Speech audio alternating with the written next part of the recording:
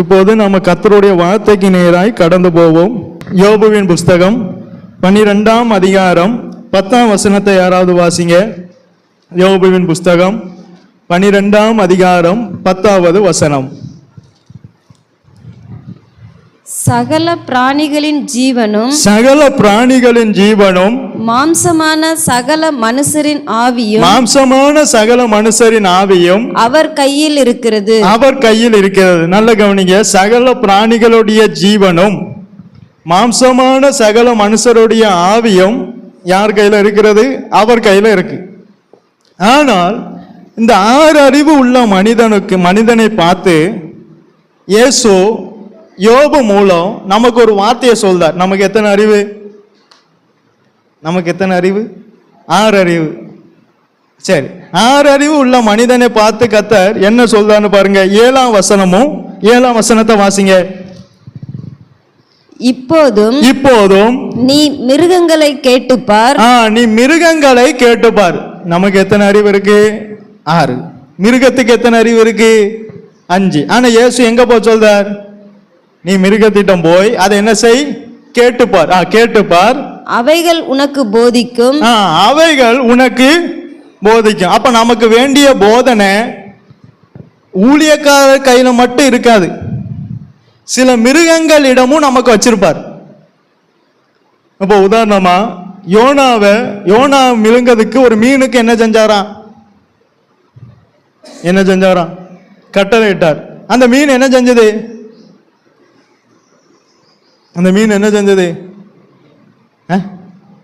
அப்படியே போய் கீழ்ப்படிஞ்சது. ஆனா அந்த கீழ்ப்படிதல் இப்ப யார் இடத்துல இல்ல? 6 அறிவு உள்ள மனிதன் இடத்துல இல்லை. ஏன்னா நமக்கு ஒரு அறிவு என்னது?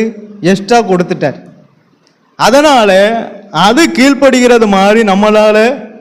நோவாவை பாருங்க. நோவா தேவன் கட்டளையிட்டபடி எல்லாம்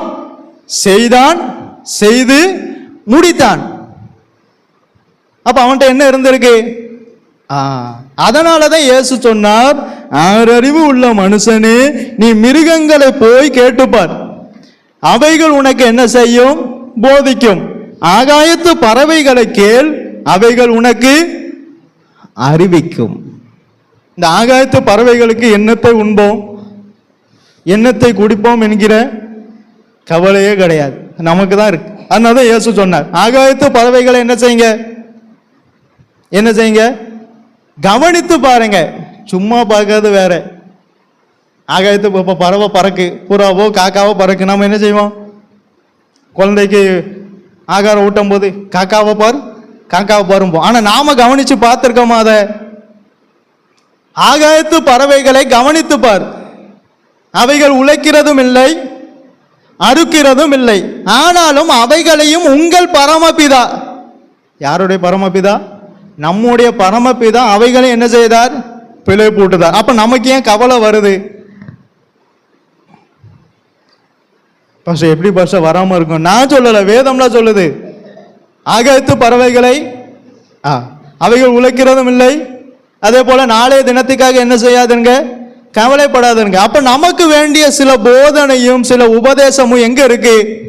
சில மிருகங்களிடமும் சில ஜீவ பிராணிகளிடமும் சில ஆகாயத்து பறவைகளிடமும் இருக்கிறது. இன்னைக்கு நாம ஒரு ஜீவ பிராணியை பத்தி நாம பார்க்க போறோம். அதுக்குள்ள இருக்கிற ஒரு சத்தியத்தை நாம இன்னைக்கு என்ன செய்ய போறோம்? அறிந்து கொள்ள போறோம். வாசிங்க சங்கீதம் 104ஆம் சங்கீதம்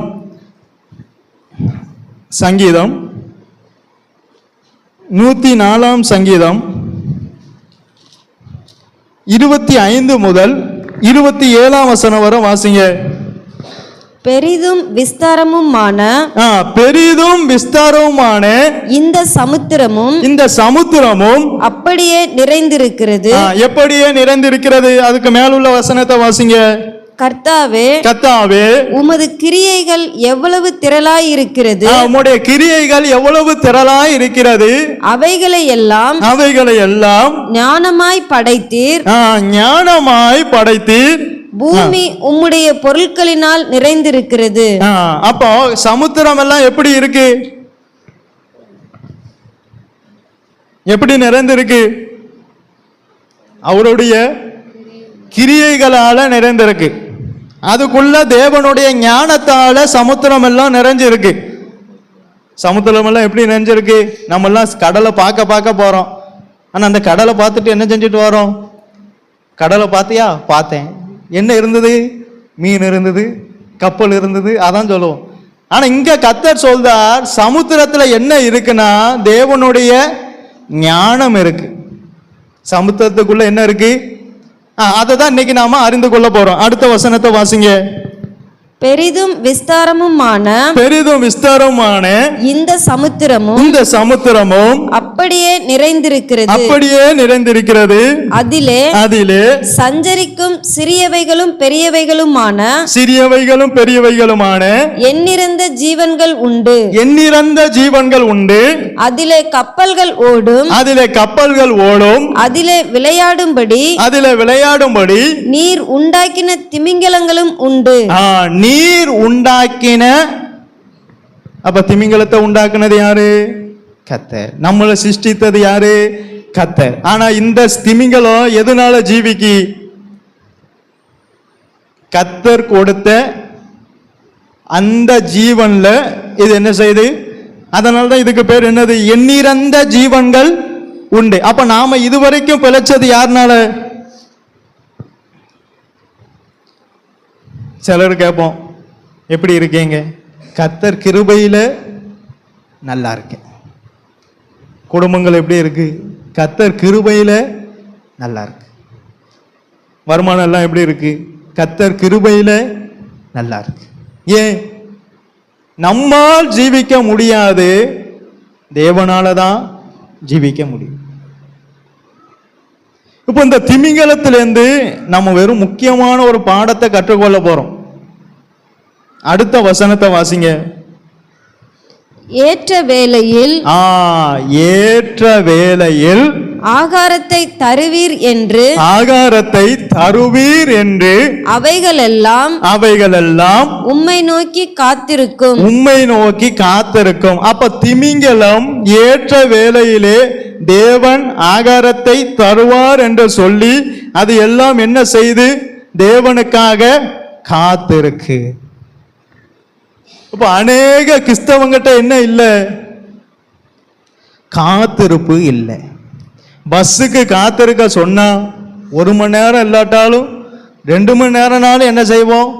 காத்திருப்போம். இப்போ ஒரு 8 மணி பஸ்ஸுக்கு 7:50 போய் உட்காந்துருவோம். 7:50 போய் உட்காந்துட்டு 8 மணிக்கு பஸ் வரல. அடுத்த பஸ் எத்தனை மணி? 9 மணி. அதுவரை நாம என்ன செய்வோம்? எந்திரிச்சு வீட்டுக்கு போயிடுவோமா? இல்ல, அந்த 9 மணி பஸ் வருகிற வரைக்கும் பஸ் ஸ்டாண்ட்ல அப்படியே உட்கார்ந்துருப்போம். இல்லைன்னா போனை எடுப்போம், எவன்ட்டையாவது போட்டு வளன்னு பேசி அந்த 9 மணியையும் தீர்த்துருவோம். ஆனா கர்த்தருடைய பாதத்துல ஐயா 1 மணி நேரம் உட்காருனா அது எப்படி இருக்கு? சலிப்பா இருக்கு. அது எப்படி இருக்கு? ரொம்ப போரா இருக்கு. ஆனா இங்க 1 மணி நேரம் ஒரு போனை போட்டு பேசுனா எப்படி இருக்க, என்ன விஷயம், என்ன விசேஷம், அது பேசுவோம். மணி கணக்கா உட்கார்ந்து 1 மணி நேரம் பக்கத்து வீட்டு கதை, நம்ம கதையை பேச மாட்டாதோம். பக்கத்து வீட்டு கதை, இந்த எழுத்த வீட்டு கதை, அவன் என்னாச்சு, இவன் என்னாச்சு, அவன் எப்போ போயிட்டான், அவனை இப்போதான் கேட்பான். அது எதுக்கு நமக்கு? ஐயா நம்ம கதையே அந்த இடத்துல நிக்கி, அடுத்த கதையை பத்தி பேசி நம்ம என்ன செய்ய? கர்த்தருடைய பாதத்தில் உட்கார்ந்து காத்திருக்கிற காத்திருப்பு இல்லை. ஆனா பஸ்ஸுக்கு 1 மணி நேரம் காத்திருக்க சொன்னா அப்பெல்லாம் தூக்கம் வர மாட்டுக்கு, அப்பெல்லாம் போர் அடிக்க மாட்டுக்கு. ஆனா இங்க பாஸ்ட் ஒரு 10 நிமிஷம் கூட்டிட்டாருன்னா போதும். என்ன வந்தது? பாஸ்ட் எங்களை தூங்க வச்சுட்டார். பஸ்காரன் கூட தூங்க வைக்கல பாருங்க. அங்க அவ்வளவு காத்தடிக்க அதுல கூட தூக்கம் வரல. ஆனா இங்க பாஸ்ட் வந்த பிரசங்கத்துல ஏன் தூக்கம் வருது தெரியுமா? அந்த பிரசங்கம் உனக்கு பிடிக்கல, அந்த பிரசங்கம் உனக்கு கசப்பா இருக்கு, அதனாலதான் அதை கேட்க உனக்கு விருப்பம் இல்லை. பண்ற பிரசங்கம்லாம் இனிமையா இருக்கணும்னு நினைச்சா ஒருத்தனும் எங்க போக முடியாது? பரலோகம் போகவே முடியாது. இங்க திமிங்கலத்திட்ட இருக்கு, என்ன இருக்கு? ஒரு காத்திருப்பு இருக்கு. ஐயா எனக்கு பசி இருக்கு, ஆனா எனக்கு ஆகாரம் வேணும். ஆனா ஏற்ற வேளையில அவர் எனக்கு ஆகாரத்தை தரணும். அப்ப அது கர்த்தருடைய கையில் இருந்து வாங்கி வாங்கி பழகணுங்கிற காத்திருப்பு இருக்கு. ஆனா நமக்கு அப்படி இல்லை பாருங்க. நமக்கு ஒரு தேவைனாலும் என்ன செய்வோம்? நேராக ஃபோனை எடுப்போம். ஏன்னா அதான் பக்கத்தில் இருக்கும். ஃபோனை எடுத்து, அண்ணே, மாமா, பெரியப்பா, தங்கச்சி, எனக்கு ஒரு தேவை இருக்கு, கிடைக்குமா? அப்படி தானே கேட்போம். ஆனால் இந்த திமிங்கலத்துக்கு ஆகாரம் வேணுமா? யாரு பசியை தாங்குவா? இந்த திமிங்கலத்துக்கு என்ன வேணும்? ஆகாரம் வேணும். ஆனால் அந்த ஆகாரத்தை ஏற்ற வேலையில் அவர் எனக்கு தருவார் என்கிற நிச்சயத்தோட காத்திருக்கு. ஆனால் இப்போ அந்த நிச்சயமும் நம்மகிட்ட இல்லை, காத்திருப்பும் இல்லை. நம்ம இந்த உலகத்திலேயே கிறிஸ்தவங்க தான் அதிகமாக என்ன இல்லை? காத்திருப்பே இல்லை. காத்திருப்ப கூட்டம் வச்சாலும் அதுக்கும் ஆளை காணும். எங்கே போனீங்க? இல்லை பாஸ்டர், அங்கே ஒருத்தனுக்காக இவன் காத்துட்டு இருப்பான். இங்கே என்ன வச்சுருப்போம்? காத்திருப்பு கூட்டம். ஆனால் அங்கே அவன் என்ன செய்வான்? அங்கே இன்னொருத்தனுக்காக யாரோ ஒருத்தர் வாரன்னாங்க பாஸ்டர், அவங்களுக்காக நான் என்ன செஞ்சிட்ருக்கேன்? காத்துட்டு இருக்காராம். இங்கே அந்த கூட்டம் தானே வச்சிருக்கு, காத்திருப்பு கூட்டம். அதான் நான் சொல்றேன், தேவ சமூகத்தில் உட்கார்ந்துருக்கிற காத்திருப்பு கூட்டத்தில் காத்திருக்கக்கூடிய அனுபவமே கிறிஸ்தவங்கிட்ட இல்லை. அதனாலதான் கோராகின் புத்திரர் என்ன தெரிந்து கொள்தாங்கன்னு பாருங்களேன். சங்கீதம் 84:10 வாசிங்க. கோராகின் புத்திரர் எதை தெரிந்து கொண்டாங்க? நாம எதை தெரிந்து கொண்டு இருக்கிறோம்? 1000 நாளை பார்க்கிலும் 1000 நாளை பார்க்கிலும் உமது பிரகாரங்களில் செல்லும் ஒரே நாள் நல்லது, ஒரே நாள் நல்லது. ஆகாமிய கூடாரங்களில் வாசமாய் இருப்பதை பார்க்கிலும். வாசப்படியில் உட்கார்ந்து பக்கத்து வீட்டு கதை, ஏத்த வீட்டு கதையை பேசணும்னா ஆகாமிய கூடாரத்தில் உட்கார்ந்து விடிய விடிய என்ன செய்வோம்? பேசுவோம். ஆனா இங்க அவன் என்ன தெரிந்து கொண்டானா? ஆகாமிய கூடாரத்துல நான் இருக்கிறத பாக்கிலோ என் தேவனுடைய ஆலயத்தின். நமக்கு ஆலயத்துக்கு வரவே விருப்பம் இல்லை. ஆனா இவன் என்ன சொல்றான்? என் தேவனுடைய ஆலயத்தில் வாசற்படியில் காத்திருப்பதையே தெரிந்து கொள்ளுவேன். இவங்கிட்ட காத்திருப்பு இருக்கு. ஐயா, எங்க அப்பாவை தேவன் பூமி வாயை பிளந்து உள்ள போயிட்டார் பாதாளத்துக்கு. ஆனா நானும் என் சந்ததியும் அப்படி போயிடக்கூடாது. எங்க அப்பா என் தகப்பனார் பின்வாங்கின மாதிரி நானும் பின்வாங்கிடக்கூடாது. ஆதலால் அவர் தெரிந்து கொள்ளாத ஒன்றை நான் தெரிந்து கொள்ளுகிறேன் என்று சொல்லி கோராகின் புத்திரர் எதை தெரிந்து கொண்டாங்க?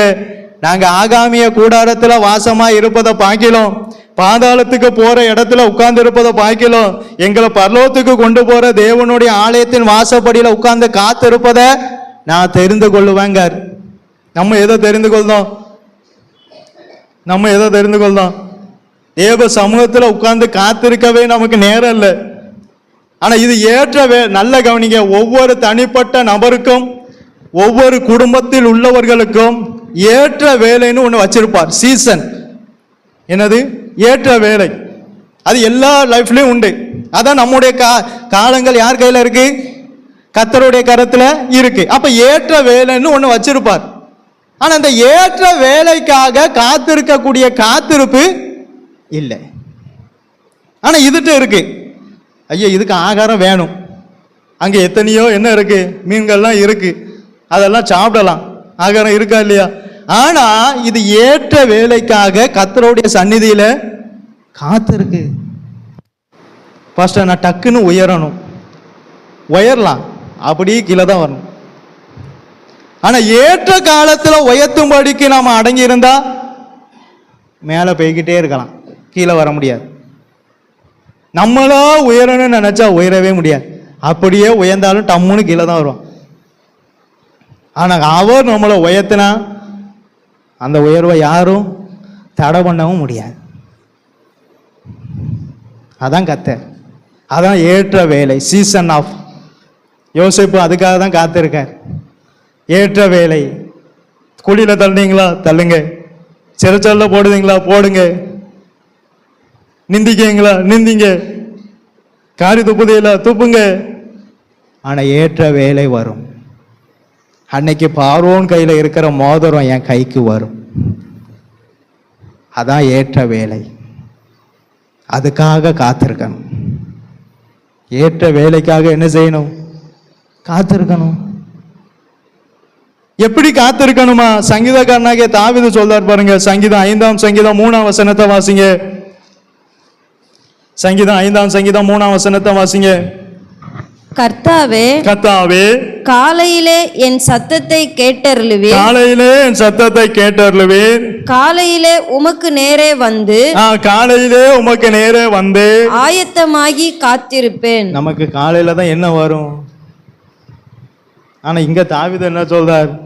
கர்த்தாவே, காலையிலே உமக்கு நேரே ஆயத்தமாகி.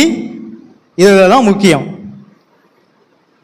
நம்மகிட்ட எல்லாம் காத்திருப்பு கூட இருக்கும், ஆனா ஆயத்தம் இருக்காது.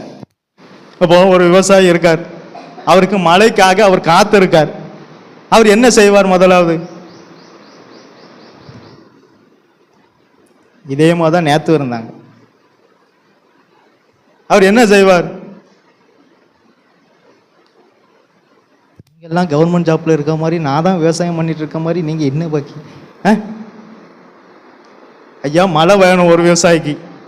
அவர் என்ன செய்வார்? அதுக்கு காத்திருப்பார். காத்திருப்பதுக்கு முன்னாடி என்ன செய்வார்?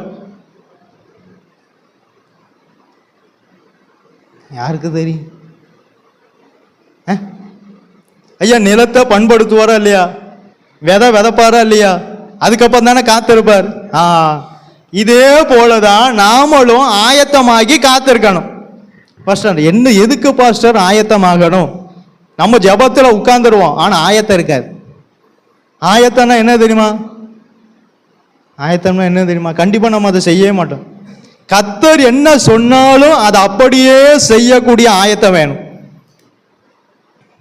அதான் ஆயத்தம்.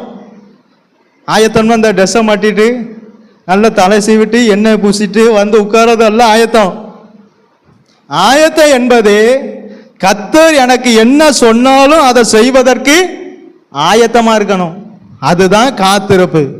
அவன் வாழ்க்கையில தான் ஏற்ற வேலை உண்டாகும். ஏற்ற வேலை கர்த்தருடைய சீசன் நம்முடைய வாழ்க்கையில வரணும். ஆனால் நமக்கு ஆயத்தமாகி காத்திருக்கணும். ஆயத்தம்னா என்ன? ஆயத்தம்னா என்ன?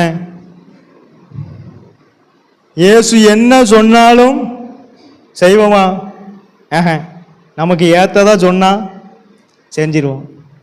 இன்னும் கொஞ்சம் இப்படி இருங்க அப்படின்னா இயேசுவையே பிடிக்காது. ஏன்?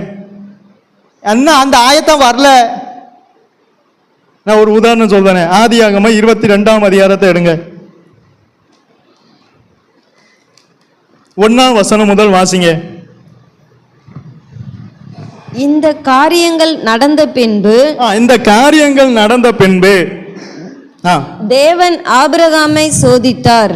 தேவன் ஆபிரகாமை, இப்போ ஒவ்வொரு தனிப்பட்ட நபரையும் ஒவ்வொரு குடும்பத்தையும் கர்த்தர் சோதிப்பார். ஆனா சோதிக்கப்பட்ட பின் அநேகர் பொன்னாக விளங்குவது இல்லை. ஏன்னா அவர் என்ன சொன்னாலும் செய்வதற்கு ஆயத்தம் இல்லை. சோதிச்சாராம். யார? ஐயா, ஆபிரகாமுக்கு ஆசீர்வாதத்தை எல்லாம் கொடுத்தார். பிள்ளையை கேட்டான், பிள்ளையும் கொடுத்துட்டார். எப்போ சோதிக்காரு? ஒண்ணு இல்லாதப்போ சோதிக்கல. கர்த்தர் எப்போ தெரியுமா சோதிப்பார்? எல்லாம் கொடுத்துட்டு தான் சோதிப்பார். பவுலுக்கு எல்லாம் கொடுத்துட்டு தான் அவனை சோதிச்சாராம். என்ன அறிகிற அறிவின் மேன்மைக்காக நான் இவனுக்கு கொடுத்ததை எல்லாம் நஷ்டம் என்று என்னதான் நான் சோதிப்பார். என்னவோமா? அது எப்படி பாஸ்டர்? கர்த்தர் நம்மளை ஆசீர்வதிக்கணும், ஆனா கர்த்தருக்காக நாங்க எதையும் விட மாட்டோம். உண்மை. இப்ப அநேக கிறிஸ்தவங்க எப்படி இருக்காங்க? கர்த்தர் என்ன ஆசீர்வதிக்கணும், எப்ப கர்த்தருக்காக எதையாவது ஒண்ணு இளைய கொஞ்சம் விட அப்படின்னா, கொஞ்சம் கீழ்ப்படிய அப்படின்னா வராது பாஸ்டர். அது மட்டும் என்ன செய்ய சொல்லாதீங்க, செய்யவே சொல்லிடாதீங்க. அப்ப நீ சோதனையில ஃபெயில், நீ பொண்ணாக விளங்கல. சோதனையில நீ பாஸ் ஆகணுமானால் பொன்னாக விளங்கணுமானால் தேவனுக்காக உனக்கு எது எது லாபமா இருக்கிறதோ, தேவனை விட அதிகமா எதுக்கு முதல் ஸ்தானம் நீ கொடுக்கிறாயோ அதையெல்லாம் இழக்க நீ தயாராக இருக்கணும். அதுதான் ஆயத்தம். அதுதான் ஆயத்தம் என்னும் பாதரட்சை. அவனால தான் சுவிசேஷ ஊழியத்துக்கு புறப்பட முடியும். வேறு ஒருவனாலும் சுவிசேஷ ஊழியத்தை செய்ய முடியாது. ஏன்னா அவன்கிட்ட ஆயத்தம் என்னும் பாதரட்சை இல்லை.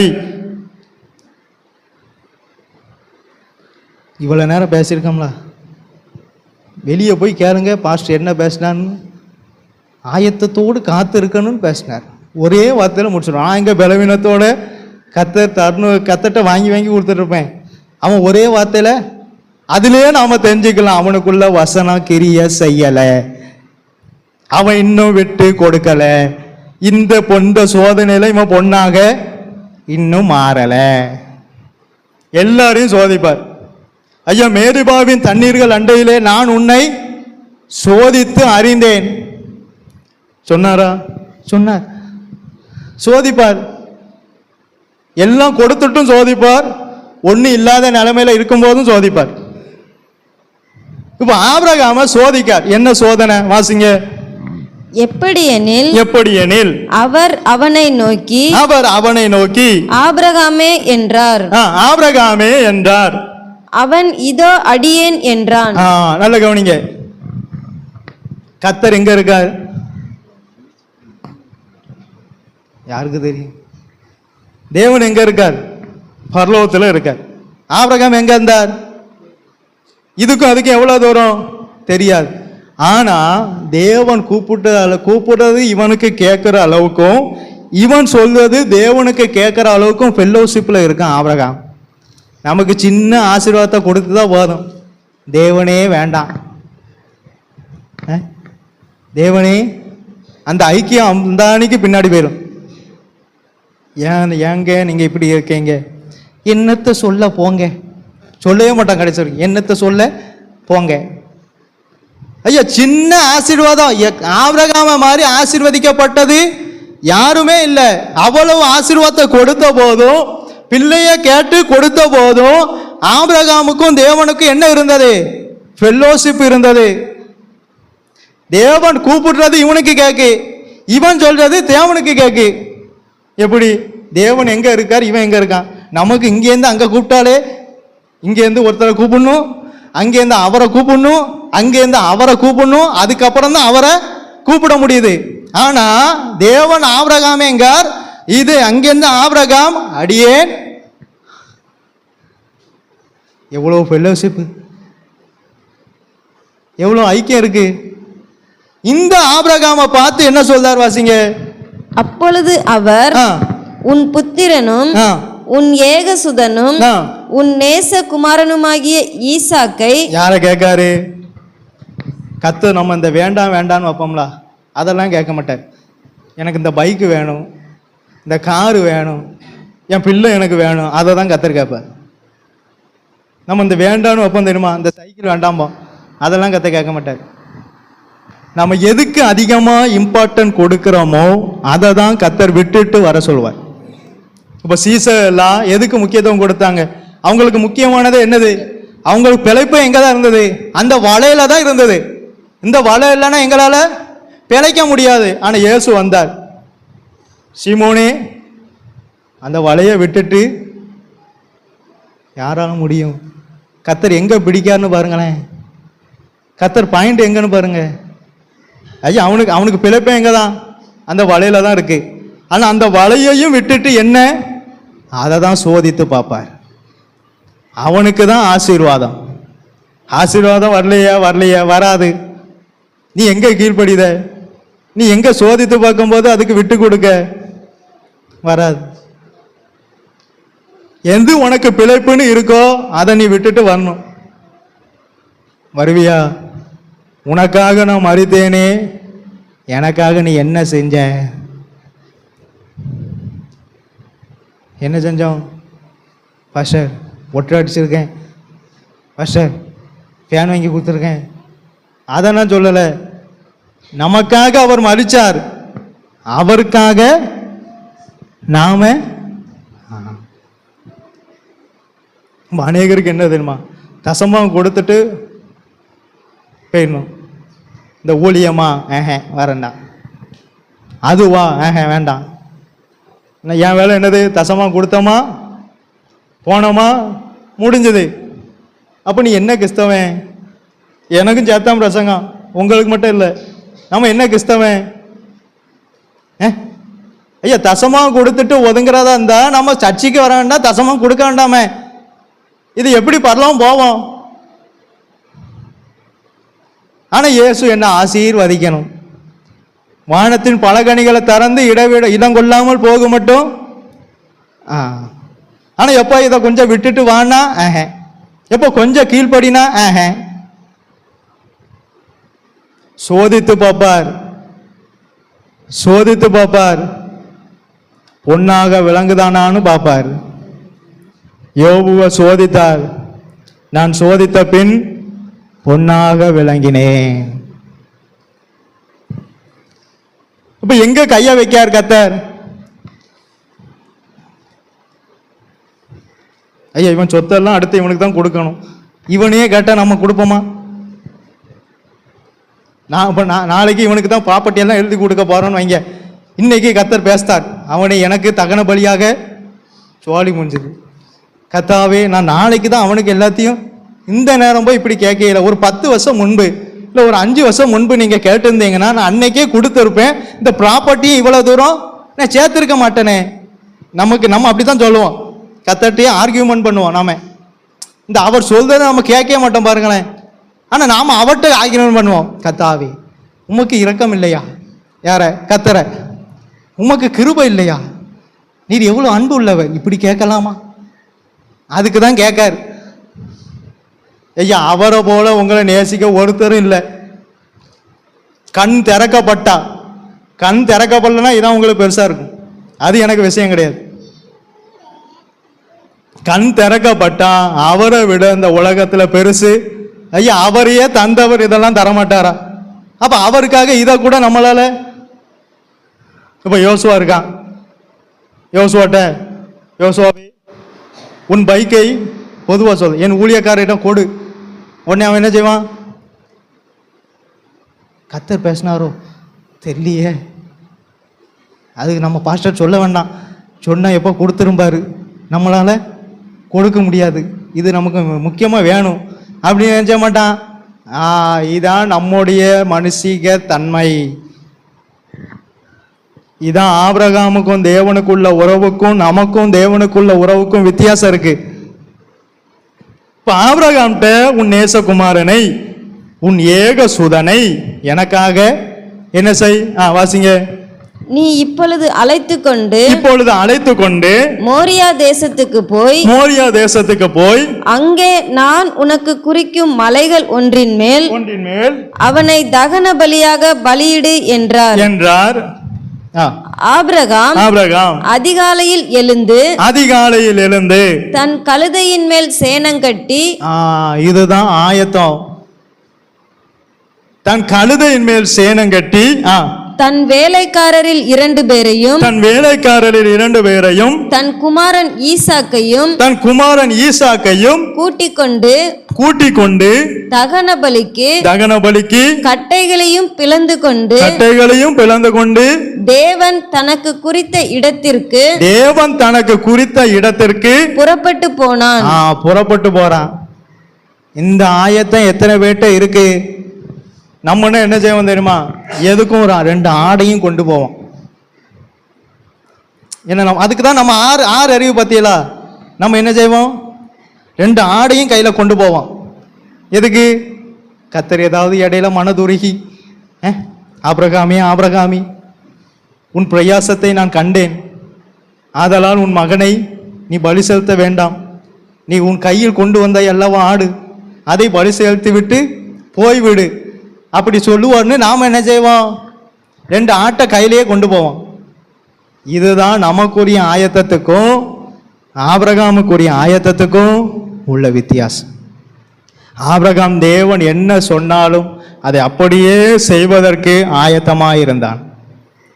சொல்லும் அடியேன், நம்ம சொல்லுவோம் ஆனா கேட்க மாட்டோம்.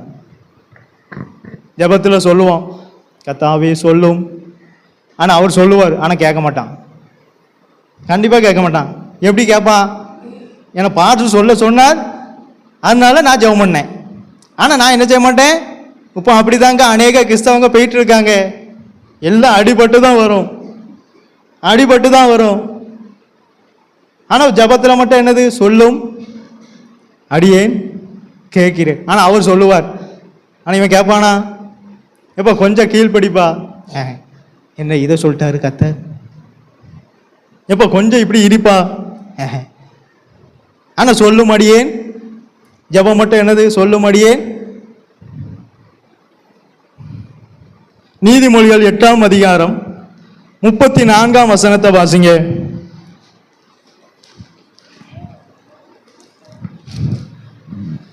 என் வாசற்படியில் என் வாசற்படியில் நித்தம் விழித்திருந்து நித்தம் விழித்திருந்து என் கதவு நிலையருகே என் கதவு நிலை அருகே காத்திருந்து எனக்கு செவி கொடுக்கிற மனுஷன் எனக்கு செவி கொடுக்கிற மனுஷன் பாக்கியவான். அப்ப அநேக பேர் நமக்கு 24 மணி நேரம் தந்திருக்கார்.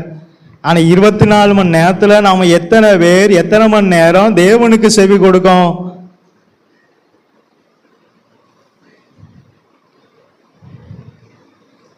ஆனா இவர் என்ன சொல்றார்?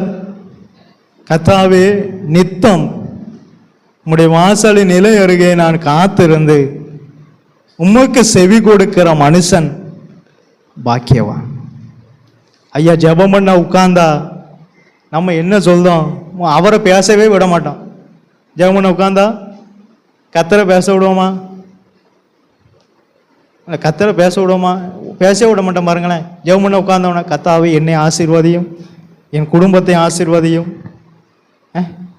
ஆமேன், அந்த அன்னைக்கு போயிடுவோம். கர்த்தர் பார்ப்பார், அடாப்பா நான் என்னைய கொஞ்சமாவது பேச விட்டியா? எல்லாத்தையும் நீ வந்த என் பாதத்தில் உட்கார்ந்த, உன் பாரத்தை என் மேலே இறக்கி வச்சுட்டு நீ போற. ஆனால் என் பாரம் என்னன்னு உனக்கு தெரியலையே. நம்ம பாரத்தை அவர் மேலே இறக்கி வைக்கணுமா? ஆனால் அவர் பாரம் என்னங்கிறது நமக்கு தெரியக்கூடாதான். இவர் யாரு? கிறிஸ்தவர். இவருக்கு பேர் என்னது? அதிசயம் சாமுவேலு. ஏன்னா உங்களை சொல்ல முடியல, என்னதான் சொல்ல, எனக்கு பிரச்சனை இல்லை. ஐயா, முதல்ல கிறிஸ்தவனா இருக்க வேண்டாம். முதல்ல அவர் சொல்றதுக்கு அப்படியே கீழ்ப்படிவோம். அதுதான் கிறிஸ்தவன். பாஷா இருக்கிறது முக்கியம் இல்லை, பாஷா அவர் சொல்லுக்கு கீழ்ப்படிதாருங்கிறது தான் முக்கியம். சும்மா பாஷன்னு சொல்லி என்ன செய்ய? அவர் வரும்போது அங்க நிக்கணும்ல. இந்த பாஷன்னு சொல்றவனையும் நம்ப முடியல, அந்த காலமா ஆயிட்டு இருப்போம். சொல்லுங்களேன் ஐயா, நம்ம காத்து இருக்கோம், ஜெபம் பண்ணுதோம். இந்த திமிங்கலத்திலேருந்து நான் படித்த பாடமே அதான். ஆனால் தான் 6 அறிவு உள்ள மனுஷனை 5 அறிவு உள்ள இதுகிட்ட போய் கேளுங்க. நான் இதை விரிச்சு வச்சுட்டு கேட்டேன், கர்த்தாவே இதில் எனக்கு என்ன கற்று தருவீர்? அப்படிதான் ஜெபம் பண்ணணும். அதுக்கப்புறம் தான் கர்த்தாவே உம்முடைய பிள்ளைகளுக்கு இதுலேருந்து நான் என்ன சொல்லணும், அப்படி ஜெபம் பண்ணணும். நாம எடுத்த உடனே பைபிளை வாசித்தோமா? கடப்புடன்னு வாசித்துட்டு எப்போ என்ன வாசித்த? சங்கீதம் 95 என்று நினைக்கிறேன். என்னது? காலையில் வாசித்துட்டு ஒரு 10 மணிக்கு தான் கேட்டிருப்பேன். என்ன நினைக்கார்? சங்கீதம் 95 வாசித்தேன் என்று நினைக்கிறாராம். அப்போ வாசித்தது எங்கே போச்சு? இப்படி அப்போ எப்படி வாசித்திருக்கான்? என்ன அதிகாரம்னே தெரியாம, என்ன வசனத்தை எடுத்தோம்னே தெரியாம தூக்கத்திலேயே உட்கார்ந்து வாசித்திருக்கான். கொஞ்சம் யோசிங்க. ஏற்ற வேளையிலே நீர் ஆகாரத்தை தருவீர் என்று அவைகளெல்லாம் உம்மை நோக்கி காத்திருக்கும். நீர் கொடுக்க அவைகள் வாங்கி கொள்ளும். எப்படி இருக்கு பாருங்க. நம்ம எவன் கொடுத்தாலும் வாங்கிதான். ஆனா அவர் அந்த திமிங்கலம் எப்படி இருக்கு? திமிங்கலம் எப்படி இருக்கு? நீர் கொடுக்க, அதுல போட்டிருக்க 104ஆம் சங்கீதம் 28ஆம் வசனத்தை வாசிங்க. நீர் கொடுக்க நீர் கொடுக்க அவைகள் வாங்கிக் கொள்ளும், அவைகள் வாங்கி கொள்ளும். நீர் உம்முடைய கையை திறக்க நீர் உம்முடைய கையை திறக்க அவைகள் நன்மையால் திருப்தியாகும். நமக்கு வேண்டிய அத்தனை நன்மையும் கர்த்தருடைய கரத்துல மட்டும்தான் இருக்கு. அவன்கிட்ட இருக்கு இவன்கிட்ட இருக்குன்னு எவன் முன்னாடியும் போயிடாதீ. கர்த்தர் மேல் நம்பிக்கை வைக்கிறவனை விட கர்த்தரையே தன் நம்பிக்கையாய் கொண்டிருக்கிற மனுஷன் பாக்கியவான். நீங்க நல்ல கவனிங்களா. இப்போ ஒரு வேலையில் நம்ம ஜாயின் பண்ணோம். இப்போ 1ஆம் தேதி போறோம், 30ஆம் தேதி முடிஞ்சிட்டு அடுத்து நம்முடைய நோக்கம் எங்க போகும்? அவர் எப்போ சம்பளம் தருவார்னு அவருடைய கையையே பார்ப்போமா? ஒவ்வொரு நாளும் போகும்போது அந்த எதிர்பார்ப்பு இருக்குமா? இதே போல தான் தினமும் இருக்கணும். யார்கிட்ட? அவர்கிட்ட. அவர் எப்போ எனக்கு தருவார், எப்போ எனக்கு சம்பளம் தருவார், அந்த நோக்கம் இருக்கு. அதான் சொல்லுது, நீர் கொடுத்தாதான் அவைகள் வாங்கி கொள்ளும். அது கேட்காது. நீர் கொடுத்தால் ஆனா காத்திருக்கு, ஆயத்தமாகி காத்திருக்கு. நீர் கையை திறந்தால் அவைகள் உம்முடைய நன்மையினால். ஆனா இந்த காத்திருப்பும் இந்த நம்பிக்கையும் இந்த விசுவாசமும் இயேசுவை சொந்த இரட்சகராய் ஏற்றுக்கொண்டவர்கள் இடத்திலும் அவைகளை பார்க்கிலும் விசேஷித்தவர்களாகிய நம்மிடத்திலும் இல்லை. இல்லை.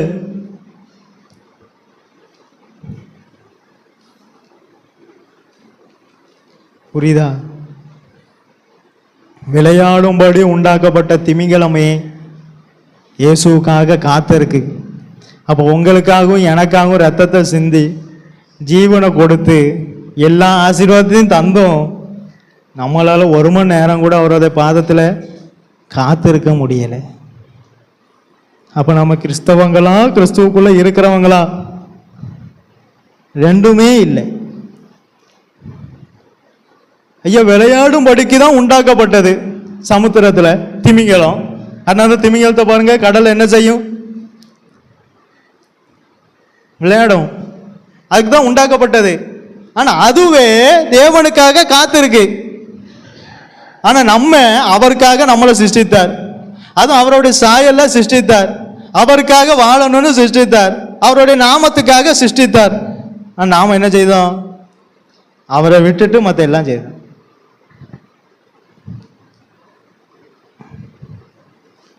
கோராகின் புத்திரரை மாறி அவருடைய ஆலயத்தின் வாசல் படியில் காத்திருப்பதையே நித்தம் அவருடைய கதவின் நிலை அருகே செவி கொடுக்கிற மனுஷன் பாக்கியவான். எல்லாத்துக்கும் ஒரு ஏற்ற வேலைன்னு ஒன்று உண்டு. ஆனால் அந்த ஏற்ற வேலை வரணும்னா காத்திருப்பு வேணும். பாஸ்டர், எது வர காத்திருக்கணும் பாஸ்டர்? நீங்க 1 சாமுவேல் எடுங்களேன்.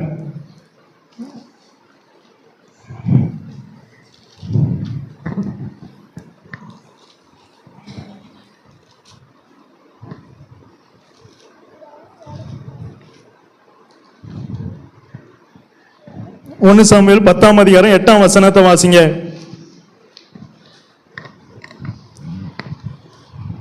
நீ எனக்கு முன்னே கில்காலுக்கு இறங்கி போ, சர்வாங்க தகன பலிகளையும் சமாதான பலிகளையும் செலுத்தும்படிக்கு நான் உன்னிடத்தில் வருவேன். நான் உன்னிடத்தில் வந்து நீ செய்ய வேண்டியதை உனக்கு அறிவிக்கும் மட்டும் 7 நாள் காத்திரு என்றான். நல்ல கவனிங்க. நீ செய்ய வேண்டியதை நான் வந்து உனக்கு அறிவிக்கும் மட்டும் 7 நாள் காத்திரு. இவன் காத்து இருந்தானா?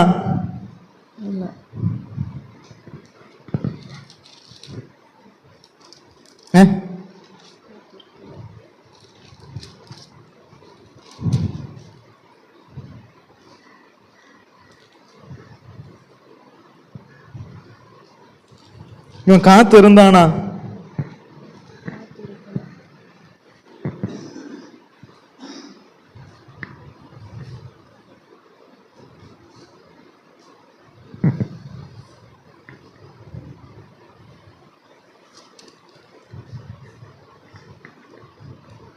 இவன் காத்து இருந்தானா?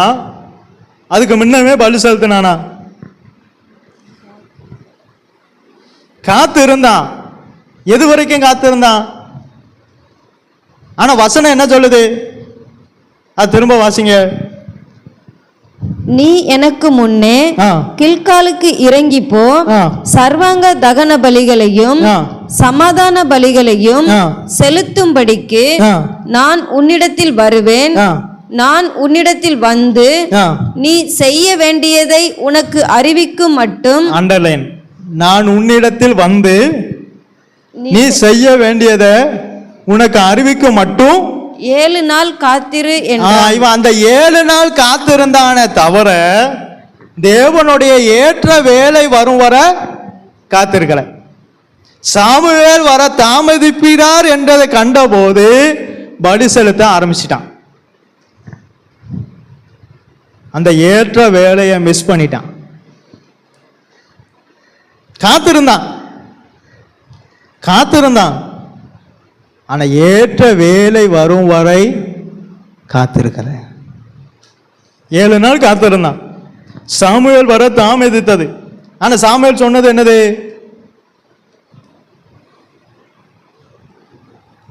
சொன்னது என்னது? ஐயா நான் வருவேன், நான் வந்து உனக்கு வந்து நான் அறிவிக்கும் அளவும். நம்மளும் அப்படிதான், ஒரு வார்த்தையை தான் பிடிப்போம். நீங்க பார்த்துருக்கீங்களா?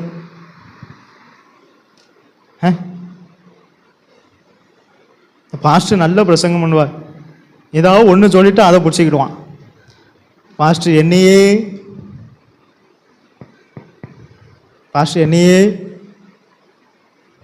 ஐயா பாஸ்டர் என்ன இவன் என்ன சொன்னார்? ஐயா நான் வருவேன், 7 நாள் காத்துரு, ஆனா நான் வந்து உனக்கு அறிவிக்கும் அளவும். அதை விட்டாச்சு.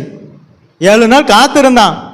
ஆனா அவன் சொன்ன ஏற்ற வேலை வரும் வர காத்திருக்கல.